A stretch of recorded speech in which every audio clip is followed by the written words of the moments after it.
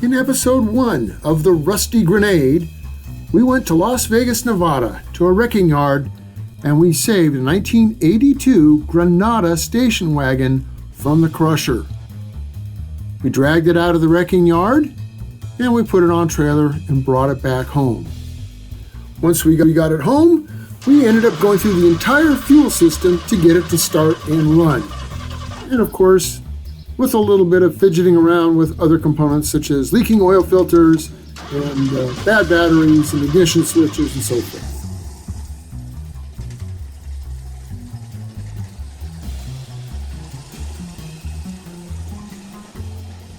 There she goes.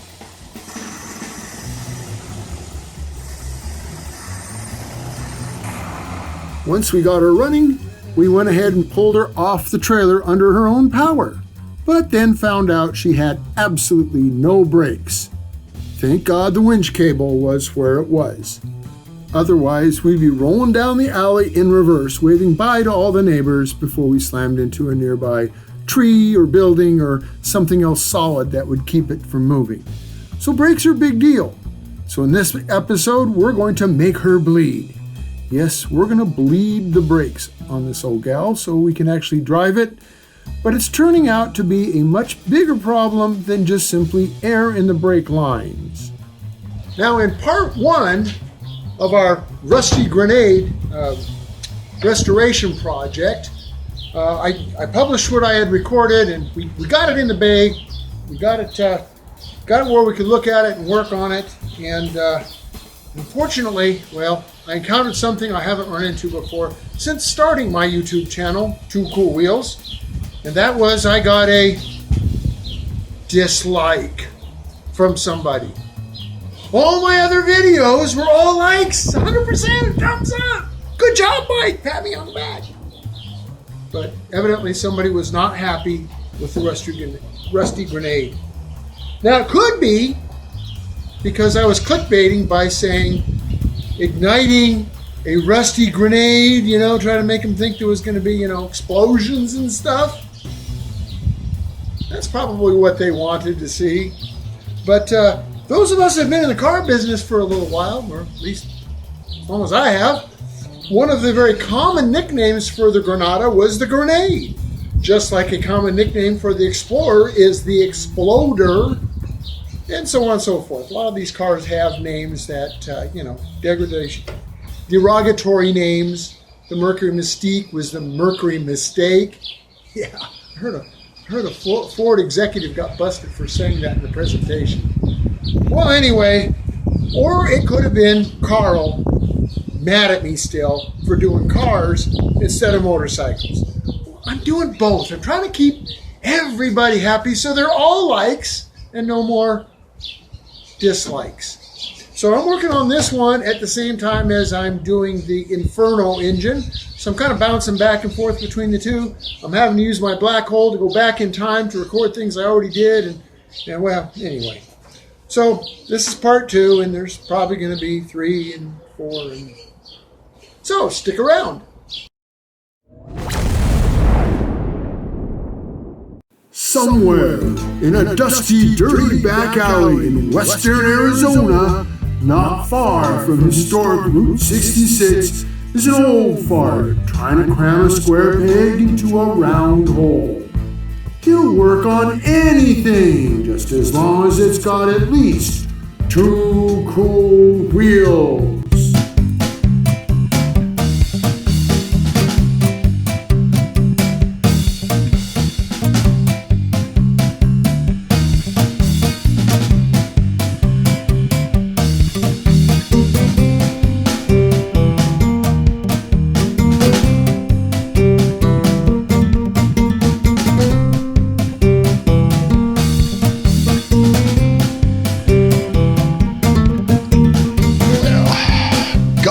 Here, take a tour of the undercarriage. See what we've got. It's actually not too terribly oily underneath, other than that oil filter we did the other day. But power steering doesn't seem to have any obvious leaks. The transmission pan's got a little oil on it, and again, you know, it was slipping. It probably just leaked out. I did put fluid in it. I just didn't have enough to bring it all the way up. So that's one of the things we're going to do. But first I got to get brakes. I don't want to try to put it in gear until I can stop the dang thing. But really, it's nice and solid underneath. No some debris here. Obvious rust. I don't see any place where the brake lines are leaking. I did clean out the master cylinder and I put fresh fluid in it, but it would not pump up, and that doesn't really surprise me. We're going to go ahead and bleed it and see if it bleeds out and works again, but I don't see any fluid leaks at all. Yeah, it's a pretty sound little car. Pretty sound little car. Now, when I initially pulled the cover off, there was a lot of schmutz, kind of like this stuff here, all on the inside. Got in there with some brake clean and removed it all. There was really no fluid left in it. The problem with brake fluid is it's kind of weird. It's not like an oil-based hydraulic fluid. Oil-based hydraulic fluids don't evaporate over time, and for some reason brake fluid does. Turns into this crystally stuff. But anyway, I cleaned it out, I put some fluid in it, I worked the pedal, brakes didn't come back, so the lines, I'm sure, are full of air and debris. So, but at least it's clean in the top. So we're going to hook up a brake bleeder to it, and I've got a pressure bleeder, so that way it doesn't require a second person. And we'll see if we can get the air out of the lines. Now with this rig, what it does is we have a little bit of fluid that's pressurized, and it pushes it into this clamped on cap so that it's pressurizing the master cylinder while refilling it, because there's fluid in here and it really doesn't take much pressure. We pump it up to just about 5 psi is all. You just want enough to get the fluid to flow when we open the lines. Yeah.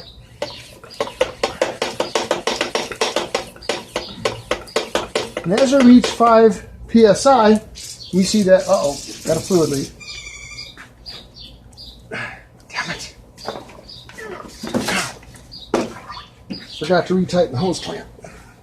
What is your working issue? Stop. No leaking. No leaking allowed. It's against the rules. All right. There. I think we got it. Stopped. Anyway, 5 psi. That's all we want. Just enough to scooch the fluid through the tube and into the master. And we'll go up in the air. And once we're up in the air, we'll just open valves and we should get fluid flowing. So you'll have to forgive the audio. There was just a sudden downpour and I've got a tin roof, so that's, you know, like people hammering a lot and stuff. It's just noisy. Big raindrops. Look at all the cobwebs, spider homes, everywhere. Cobwebs, spider webs.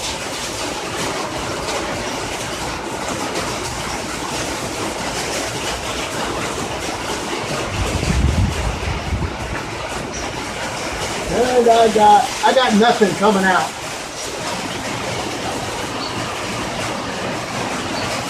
I got nothing again.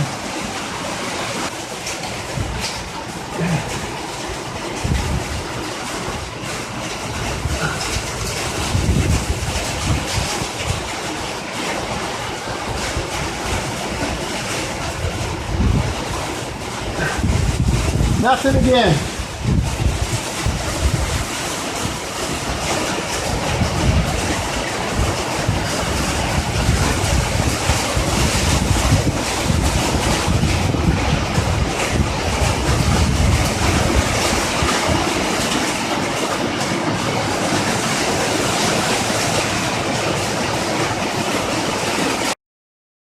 So it appears our problem is the proportioning valve, which is right there below the master cylinder.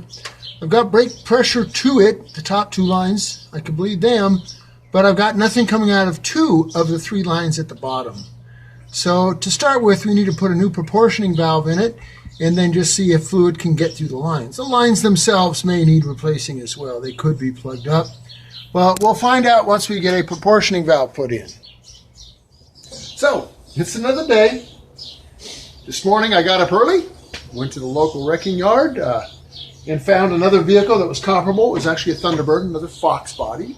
And I got the brake proportioning valve I needed. It was only slightly cruddy. I didn't have to really clean it up too much. And I was so excited. I was in such a hurry to get it connected to the existing lines that I promptly cross-threaded it. Yeah. These valves, at least the one that I got, is made of brass. Guys, you got to watch when you're dealing with brass. It's a fairly soft metal. It doesn't take a lot to damage the threads. And I got that valve, that line in there, just cocked at enough of an angle that it damaged the threads. So now I'm going to try and save those threads, and otherwise I'm going to be out another $11 for another valve. Yeah, $11. Why don't I just buy new parts? Well, let me try to fix this. Because I couldn't get the darn thing to go in straight, and it's in such a tough location to get to, what I did was took the line off the brake cylinder, and that way I can get a little bit better control on the line itself. So, and I think I got it started straight this time. No, it's still at an angle. I'm still screwed, but I'll get it. I'll keep trying. Alrighty. After a little bit of playing around with, drills and files and scrapers and stuff, I was able to salvage the threads, and we are actually threaded in there correctly and straight, and it turns easily and tightens. And so now what I got to do is put the valve back on and reinstall this to the master cylinder and hopefully not cross-thread this fitting. Okay, here we go. Put her back together. The entire time I'm futzing around with this stuff and going to DMV and all that, the brake bleeder is dumping brake fluid all over the ground. So there's my brake fluid on the ground where it belongs. However, turns out old Dollar General, well, they have industrial-sized bottles of .3 brake fluid. Who knew? You ever have one of them days when things just don't work out? Well, I resolved my issue there. Went to install it in the vehicle. Come to find, well, the rear line, this one right here where my thumb is a bigger diameter on the original than the one I got from the wrecking yard. So even though the rest of the valve is the same, that one fitting will not work unless I cut the end off the brake line and put a smaller coupler on it, which, I don't really want to do. Fortunately, I did a little bit of a browse online, and I found that a 1970 Ford Galaxy uses the same one. So I've got it on order. So the brakes are going to have to be postponed a little while longer until that part arrives. Now, there is a bit of good news. After a couple of days of chasing paperwork in Nevada as well as Arizona, I was able to get a title for it. And that's huge. Even though it doesn't go and it doesn't stop and it looks like shit, at least it's doing it legally. And as an added bonus, I got to get a smashed finger and some debris in my eyes while making some really crappy brackets to hold the really crappy paper plate to the back of the car. The screw holes are only at the bottom, and therefore it would not stay in place unless I, put some reinforcements on it. So that was fun. So while I was waiting for the new brake proportioning valve to come, I went ahead and did what else I could do. Went ahead and changed the oil. We replaced the filter because it was leaking when we first started it up, but we never did change the rest of the old original 20-year-old oil. And it, believe me, it smelled and tasted like 20-year-old oil. We got some nice fresh new oil put in it.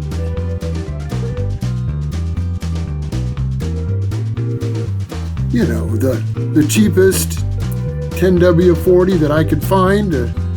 to put it in there. But you know, if we decide to keep this car, we'll put a little bit better quality oil in it later down the road. But this will keep it clean and functional for now. I also went ahead and removed one of the door lock cylinders and sent it to a locksmith so you get a key made. I now have a key that opens both doors and the rear hatch. And speaking of rear hatch, this one was in dire need of the support struts, the little gas charged struts that are notorious for losing pressure. So I went ahead and replaced them as well, and I also was able to remove that head liner hanging down, kind of clean out the car a little bit, and just do some other stuff that needed to be done. I still have yet to address the leaking freeze plug issue, so that may even be a different video altogether. So I made good use of my time while I'm still waiting for brake parts to arrive.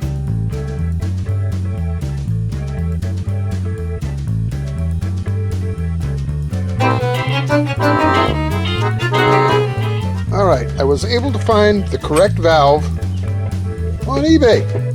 Turns out it is for a earlier model Ford. All the other ones looked similar, but fitting sizes were different. Here's the original one. This one's larger than this one, and it matches on this. Whereas the one I got out of the wrecking yard, well, this fitting is smaller. It's the same size as the one for the rear brakes. So, and I checked the top ones and the plug, and so it should be a correct match. We're going to go ahead and try to get the bracket off of one of these other ones here. The brackets are kind of swedged on. I don't even know if I even need the bracket, but we're going to try to do it right. We'll put it on the fender of the car, we'll connect the lines, and we'll see if brake fluid actually flows through it. Alright, here we go again. Got the new valve in place. Got the lines hooked up. Everything threaded in nicely, snugged right down.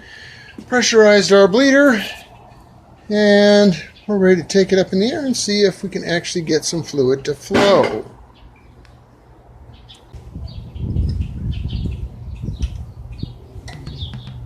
It's open.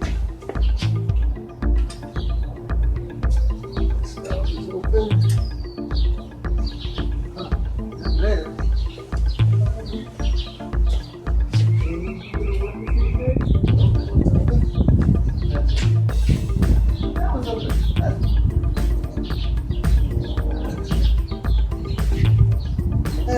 So, I guess the lines are probably plugged. Alright, here's what I think I figured out. I've got fluid pressure to this junction right here. And I can open this and it'll bleed out of this line here. When it reaches this rubber line, well, it doesn't seem to get too far. I got a little tiny bit to come out of this bleeder over on this side, but I couldn't get anything come out of this side. Now when I cracked this line loose, a little bit came out, but not much. I doubt the metal lines are plugged. My suspicion is that this rubber line has degraded inside, which I know they can do, and it collapsed.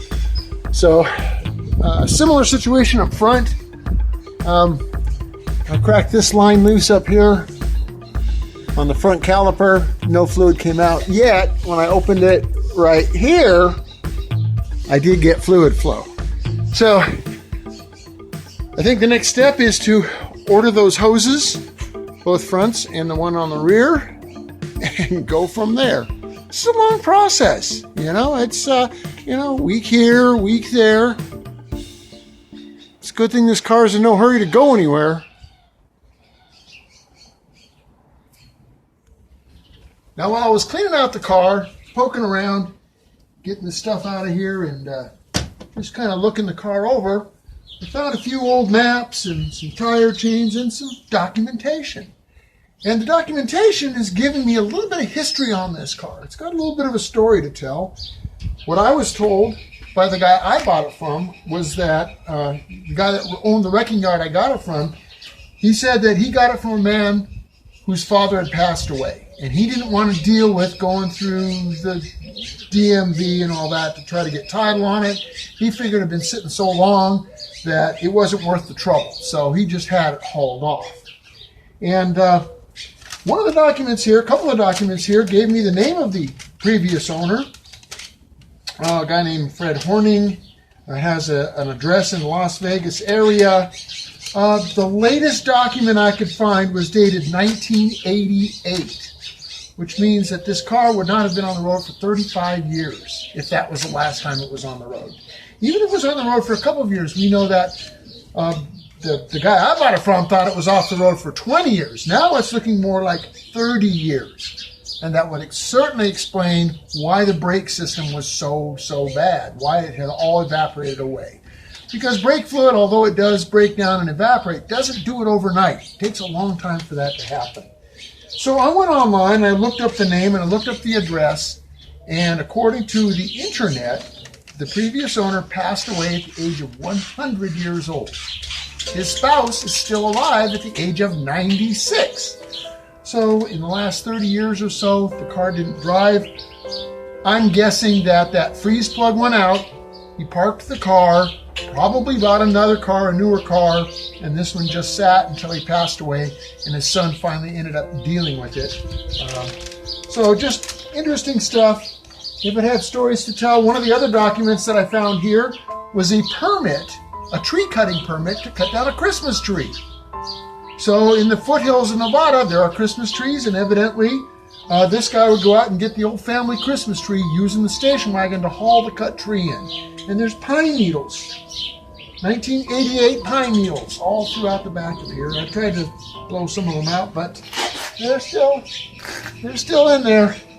So this was the family Christmas tree go-getter car from 30 years ago. Pretty neat stuff. One thing has bugged me since I got this car, and that's that missing bumper cap. So I went to several wrecking yards and nobody's got one. One of the things you can do at a wrecking yard, though, is you can use your calibrated eyeball and your fingers as measuring sticks and, well, get a part from a different vehicle.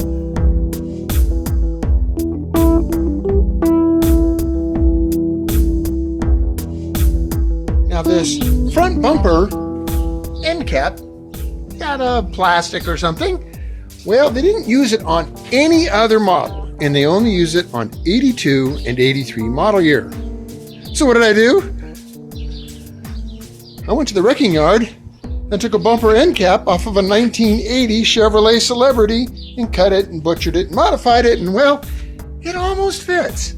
If I kind of strap it down there and paint it black, it'll suffice until I can find the right part. Being as how this part is 2 years only on a car they didn't make very many of, well, it may be a few years before I find the correct end cap. And at a glance, if you didn't know it was the wrong part, well, other than the fresh paint, you probably wouldn't know it was the wrong part. Now, I was going to wait until another video to go after those leaking freeze plugs, but while waiting for parts, I decided to go ahead and dig in and go after the freeze plugs. But it turns out, well, you can't even see the side of the engine block. The late 70s and early 80s, they really had a hard time getting cars to pass emissions.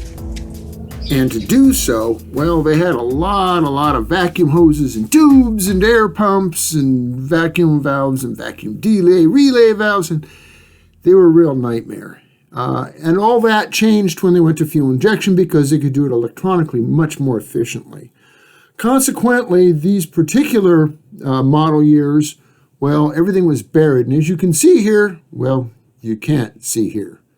So I had to tear all that stuff out just to get a view. Now, underneath the car wasn't much better either because there was a large catalyst chamber bolted to the bottom of the exhaust manifold. I had to get that sucker out of the way to get to the side of the engine block. And that was quite a challenge because, well, there's not a lot of room to get that sucker out of there. Things are getting real sketchy real fast. So I'm having to lift the engine up, get clearance for the exhaust, and, well, I don't have any pole jacks, so I'm using my lifting platform, but it wasn't tall enough, so I improvised. So we're going to get the clearance we need one way or the other. This is the exhaust chamber that I had to wrestle out of there. Just not a lot of room. This is actually a catalytic converter, right at the very bottom of the exhaust manifold. And at the end of that pipe, there's yet another catalytic converter. This is what it bolts to right here. So there's actually two cats on this car. I think what I'm going to do is go ahead and splurge and buy an exhaust header for it. It no longer has to meet smog requirements, so we're going to make it breathe a little easier. So with that catalytic chamber removed from the exhaust manifold, I can now see the horrible freeze plugs. There are 4 of them, and the one on the very end there is the only one that's not leaking, but it's going to get replaced as well. So that's going to be my project for tomorrow. Just never ends with this beast. The next morning.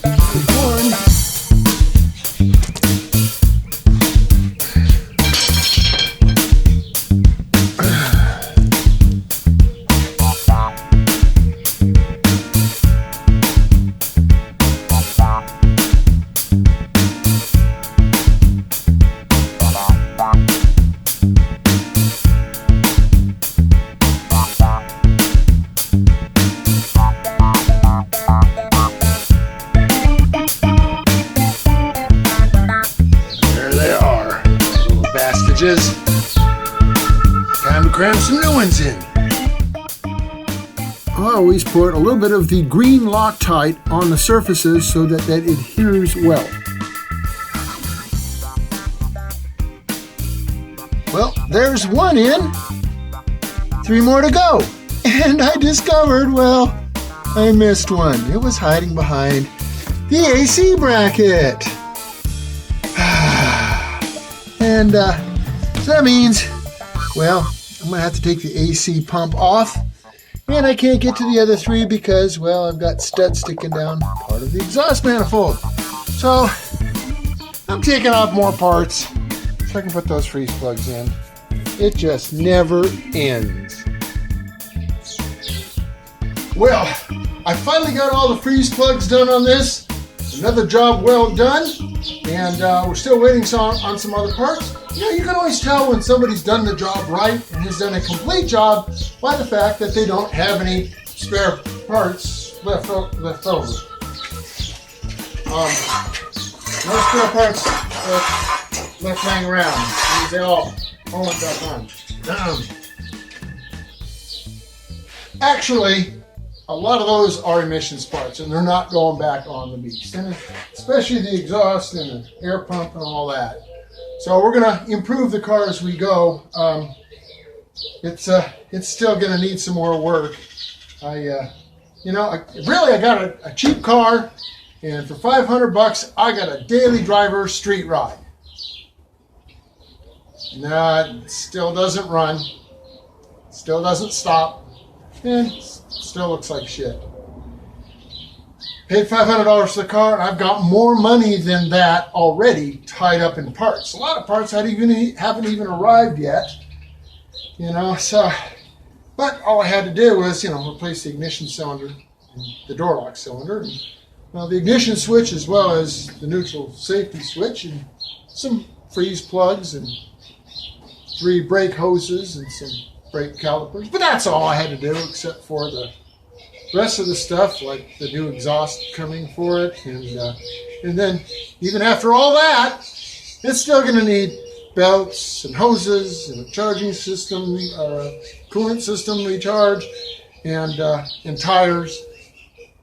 So I should have left it at the junkyard. I'd have been a lot better off. But stick around. In for a penny, in for a pound. I'm going to get this sucker on the road if it kills me and bankrupts me. But it will go down the road under its own power, and it will stop under its own power, and it will look somewhat better than it does now. So that's it for this episode. Come on back for the next episode. Hopefully by then all the new parts will have been installed on it, and we'll take it for a little spin around the block. Thanks for watching.